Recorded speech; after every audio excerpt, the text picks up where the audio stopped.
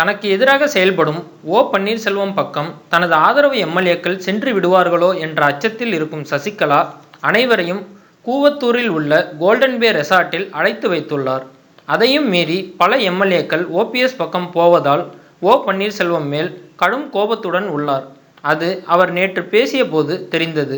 அவர் பேசும்போது பன்னீர்செல்வத்தை இப்போது கூட ஆதரிக்க தயார், ஆனால் அவர் இதற்கு தயாரா என்று ஒரு வினோதமான கண்டிஷன் போட்டுள்ளார். தனது எம்எல்ஏக்கள் பன்னீர்செல்வம் பக்கம் போவதை தடுக்க 2 நாட்களாக எம்எல்ஏக்கள் தங்கியிருக்கும் கோல்டன் பே ரெசார்ட்டிற்கு நேரில் சென்று வருகிறார் சசிகலா.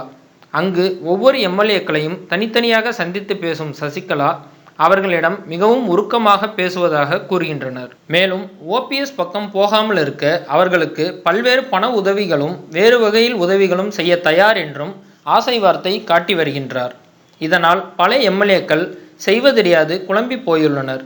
இந்நிலையில் கூவத்தூரில் என்னுடைய ஆதரவு எம்எல்ஏக்களையும் அழைத்து வைத்து மிரட்டி வருகின்றனர், அவர்களை பார்ப்பதற்கு நானே நேரில் செல்வேன் என்று பன்னீர்செல்வம் ஆவேசப்பட்டுள்ளார். இதையறிந்து கடுப்பான சசிகலா உடனடியாக கூவத்தூர் ரெசார்ட்டிற்கு விரைந்துள்ளார்.